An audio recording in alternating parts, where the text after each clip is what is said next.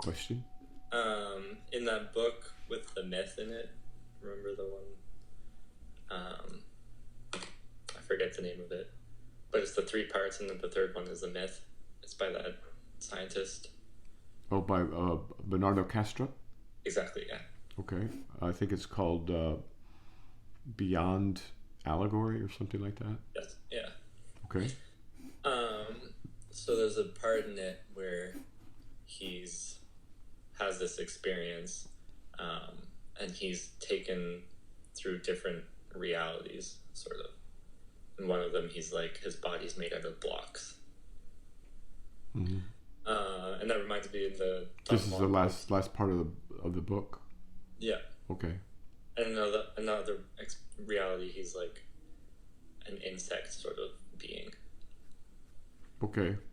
And it reminds me of like the Castaneda books, where he also has similar experiences. Okay. There's quite a range between Castrup and Castaneda. There's quite a range, but keep going. Okay. Yeah. In terms of preparation, in terms of intent, in terms of many other things. But go ahead. So I guess, what's the use of that sort of experience? For most people, there is no use. For a sincere man who's trying to understand the nature in which he's embedded, it may have extraordinary usefulness, especially in the beginning.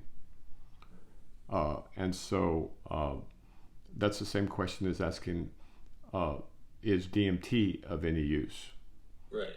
Well, if you give it to a clown, he's probably going to see little clowns, you know? If you give it to someone else, he may see God, right? Or there's something akin to God, or he may feel it's the substrate of reality itself, okay? Mm-hmm. And so the use of it depends entirely on the context, and frankly, it's being used so frivolously now, it's I'm tempted to say people shouldn't use it unless they're very, very, very serious people. Because otherwise, it's junk in, junk out. I mean, they see little mechanical dwarves. Right. Okay, that's like PlayStation. Luigi or something. You take your DMT and then you see Mario and Luigi. I mean, that's, You could say that's a use for entertainment. That's a horrible waste of a couple of compounds which combine together the MAO inhibitor. And also they do it for 15 minutes. What's that about? Take it with the MAOI if you're going to do it. And so its usefulness is entirely dependent on who's using it and for what purpose. And unfortunately, it's being used for very frivolous purposes these days. And the same thing's true for the other hallucinogens and entheogens. Is that how you pronounce it? Entheogens? I don't know. Entheogens or something like that. The drugs you use to talk to God or see God. Does that help? I think so. Okay. I can't connect to your Wi-Fi network. Well, thank you for sharing. The help section of your Alexa app. Thank you for sharing. Go ahead. I can't connect to your Wi-Fi network. Nobody asked you to. Have you ordered any of the new AI devices yet? No, not yet. But you know who I think really underrated is Grok. Yeah. Grok for everything from looking for films to looking for, it's really should be used more. And it's faster too if you're working on a phone or an iPad. On the try it more. Do you see the rabbit device? Yeah. Yeah, I know. I didn't want to spend any time on that. Yeah. Other question? Do you have any advice for dealing with frustration? Just in frustration in general, but or frustration about being in the world? What is frustration? It's a feeling. Let's break it down. Sure. Frustration. There seems to be like anger behind it. Okay, or irritability, or Yeah, irritability. being blocked. Being blocked, definitely. It seems like a unhappiness about the way something is. Yes. So something's being frustrated. What's being frustrated? I mean, I feel it in my body. It feels like. Okay, so your body could be frustrated. Let's say you wanted to get laid, and instead you got cock blocked. Yeah. Would that be frustration? That would be frustration, yeah. Okay. Well, let's say you wanted to get a raise, and they passed you over. Would that be frustration? That would be frustration, yeah. And let's say you wanted to play a guitar solo perfectly because there's a lot of people watching, but you couldn't do it. Would that be frustration? Could be. Okay. So what does all of these things have in common? Not getting something that you desire. A desire, right. So frustration, could we say frustration is not getting what you want, not getting what you need, not getting what you desire. Now, were there no desire, would there be frustration?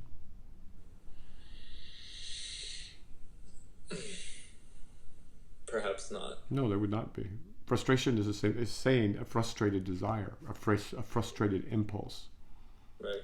a frustrated drive in psychoanalytic terms.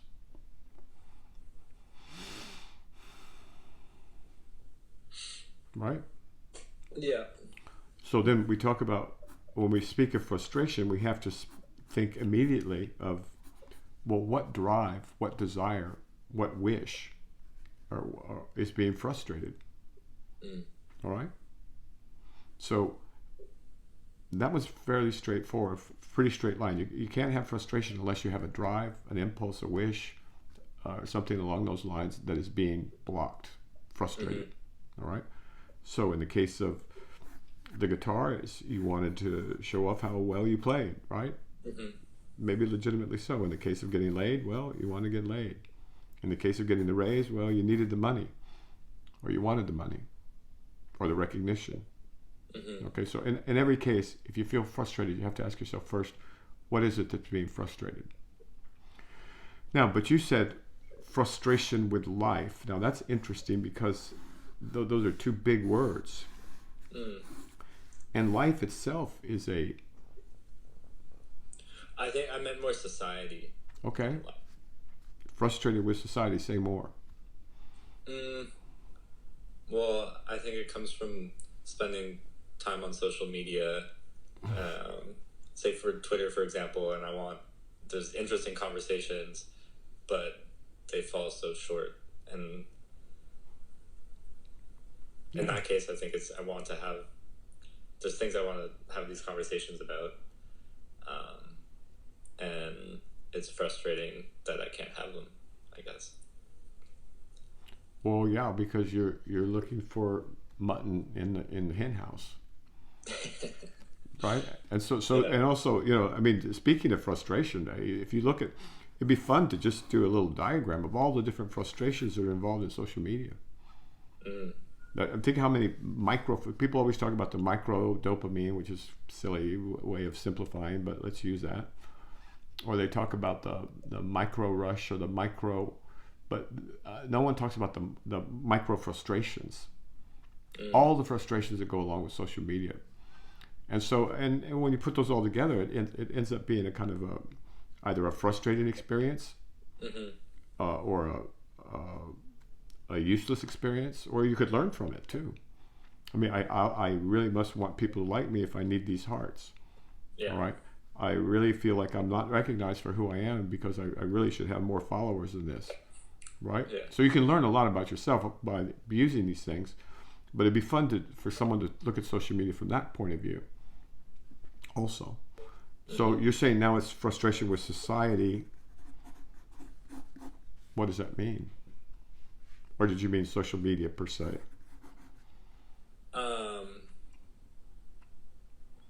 I guess my experiences with social media recently. Well, in my experience, there's a big difference between apps in terms of what a man of intelligence might be able to reasonably expect. And I think only one of them has any notion that they're going to provide an experience that you don't regret later. I mean, all of them kind of play to weaknesses. They probably all play to weaknesses. But from my experience, there's only one that has any notion that they want you to have unregretted minutes. Right? You think so? What about YouTube? You know, I don't usually think of YouTube as a social media app because I don't interact with anybody except for the content. But the content's done by creators. Books are written by writers. Sure. And so I don't find YouTube. And also, once you first of all, you have to get rid of ads. I mean, that's just you got to get rid of the garbage. Yeah. And then secondly, I think the mark of a good social media app is if you want to learn and you make it clear what you want to learn about, they make it easier for you. And right. So you can spend years culling or what is it, creating your feed. Right. And those become very, very precious because they're very, very good, right? Mine's magnificent. Yeah. I mean, it feels like a something of value that I own. Yeah. I mean, I know that's kind of silly, but you know. I don't think Twitter's gotten to that level yet. There are some thinkers on Twitter that I really admire, and I look forward to. But I'm saying the algorithm, it doesn't do a good job yet at culling those preferences. Well, it's getting there. I think one of the ways to deal with that is to have the mini-me version and the real you version. All right, if you want, because there's a lot of gossip and a lot of like just people trying to get attention so they can increase, and there's a lot of garbage, right? Yeah. But you could pretty much, I've learned that you could pretty much put it all onto onto another avatar.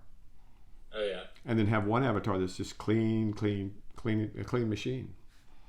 I mean, it takes a year to do it, right? But and what you do is you move any account that starts getting grubby.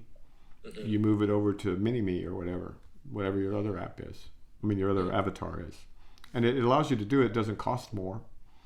And it allows you to divide it. Now, if your brain is junk, right, because you've been working all day and working too hard and, you just don't, you want to check in and see how the other side lives, then you click on the other avatar and you take as much of that as you can, which is usually not much because you feel the difference. Yeah. And so some people are there to just spew. Yeah. Well, you don't want that all over you. But there's other people there who have very legitimate opinions, especially internationally, and from different cultures and different political views from way different parts of the spectrum, different parts of the world. And then there's experts in history and experts in architecture and biology, and you run into people you'd never run into otherwise. And then it's fairly easy to, if you want to go deeper, then to go to YouTube and get some more content. And then you find the books and you read the books. Or, my God, what an age for learning. This age it's never been anything like it in history. It's ridiculous. Yeah, but the hard part is separating out the crap. It's not hard if you really want to do it. How do you do it? Like on Twitter, for example, how do you separate those accounts? People that are smarter than me and have better things to have better thoughts than I do because they're more knowledgeable about certain things, they go on one side of the divide.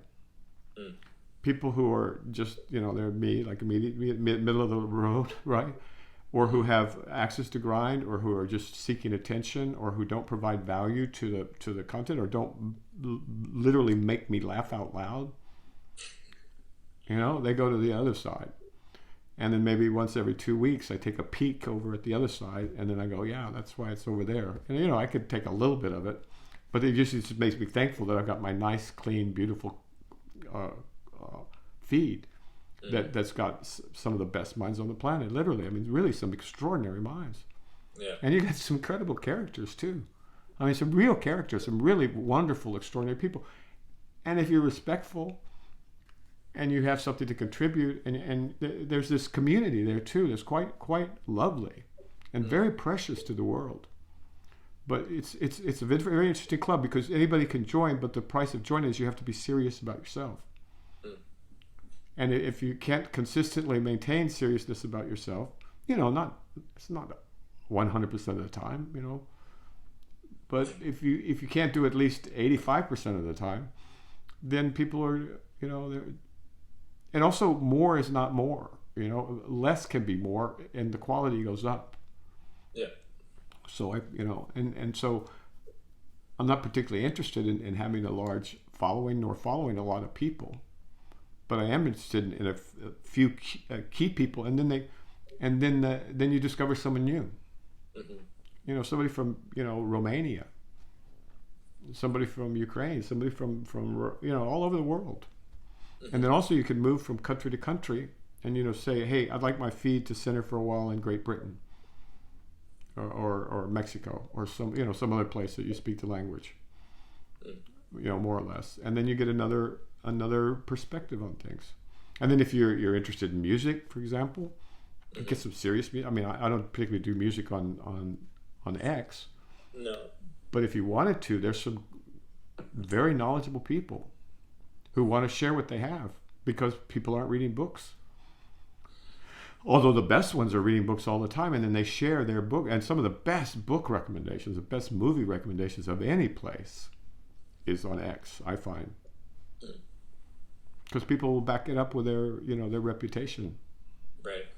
So I think that it has a lot of potential, and I encourage people to use X in particular to learn. It's a learning tool. Yeah. No, I've been on it a lot recently. I just haven't managed to split out the crap. It has to be a conscious effort. It's not a passive thing. It's not like Instagram or TikTok where you just lay there and go, feed me, more and more and more. It's not like that. Yeah. And then also you get to choose your ads, so that's nice too. You get to choose your ads? Yeah. You ever see that ad where somebody's cleaning their earwax out? It's grotesque, man. It's hideous. Doctors don't want you to know this trick. Yeah, exactly. So or they got something coming out their nose or something. So you say, I'm not interested in this ad, and they leave you alone, right? Okay. Or toenail fungus, right? Toenail fungus. It's like it's crazy. Oh my God! Just please no. And you see very, very. Of course, it's expensive. I think it's $120 or more a year. But with Grok, it's a real value because. Oh, and the other thing. I felt like shouting this from the mountaintops. This feature where all you do is highlight a word and then you push and it'll look it up on Wikipedia or give you the definition from Oxford. My God, it's on X. It's so valuable. It's changed my life because words that, normally you'd have to get out of the app. This is an iPhone feature. I'm using it on an iPhone, yeah. Yeah, that's the iPhone, not X. It doesn't happen on other apps. It depends. As long as if they have the text as text and not like an image, then you can do it. You should be like if you're on the web browser. There's no excuse for everybody's vocabulary to not be increasing by at least 5% per year, every year. I mean, there should be an exponential increase in their vocabulary because all the words are right there. You just click it and it tells you the meaning. Do you know what the difference that is from having to go to the dictionary? Well, I walk out of the room, go to the dictionary, look it up. Make sure. Hopefully, it's in there, and you don't have to go to another dictionary. Yeah, that's my one of the main use cases for my Google Home is when I'm reading. I don't have to get up and open my phone or anything. I just ask it for the definition, right? I do it right on X, and I think it's lovely. I mean, for the first time in human history, you have access to all books, all movies, all music, all art. I mean, in a manner of speaking, representations of all architecture, all poetry. I mean, this is the richest time for this part of the human that's ever existed. And you talk about wealth. This is wealth beyond anything any king could have ever had. And I think the other thing we need to do is there's so much. There's this P-doom thing, right? Where people are debating, well, it's a 5% P-doom, or it's a 10% or a 15% P-doom, right? Well, okay, so now we have 95% that's not P-doom, or 90% that's not. what world do we want when everything is relatively free? I mean, marginal cost for energy, marginal cost for production. We're wealthy beyond conception. We should, the abundance that's available to us in a scenario like that. There's no more hunger. There's no more allocation of, these people get these meds and these don't. These people, because we can build everything for it costs almost nothing. And so in a new economy now, supply and demand goes to hell, right? And capitalism goes to hell, but everybody's wealthy. Just like we are now, we're swimming in wealth, great, great, great wealth. But nobody appreciates it because they don't, or they're focused on something else instead of building what we could be building together. And so I wish some wag on one of these media would say, well, okay, I'm not going to do the P doom. I'm going to do the P, what would it be? Abundance. P, peace on earth. P, wealth beyond your wildest imagination. P, a $1,000 trillion economy with nuclear fission and with solar, and we can change salt water and seawater into fresh water. Yeah. And we have endless energy, and the robots will build what we need. What about those P's? Those probabilities. And so we're spinning into this cycle of self-fulfilling. I'm reading a bunch of books by this. Not a bunch of books. I'm on my second book by William Gibson. He wrote Count Zero is his second book. His first book is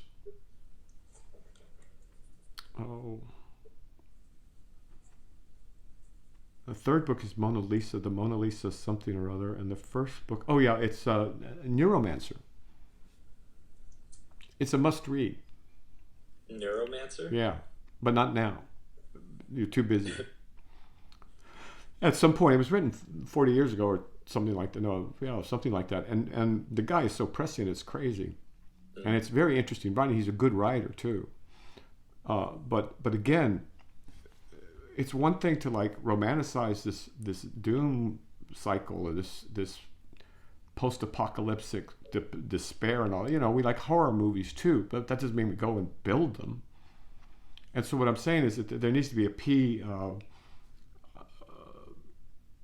Everything turns out much, much better than what we imagined to fill in that probability graph. And people need to start thinking like that because we're talking ourselves insane, right? So that's my boomer bit, my geriatric contribution. Start calling those guys okay doomer. Yeah, that's it. Okay, P doomer. Yeah, there you go. Okay, P doomer. Yeah. Oh, and what about the Zoomers? Yeah, let's get some Zoomers up in here. I like that. Okay, P doomer. All right, sir? Yeah. All right. Take good care. All right. Bye. Thanks.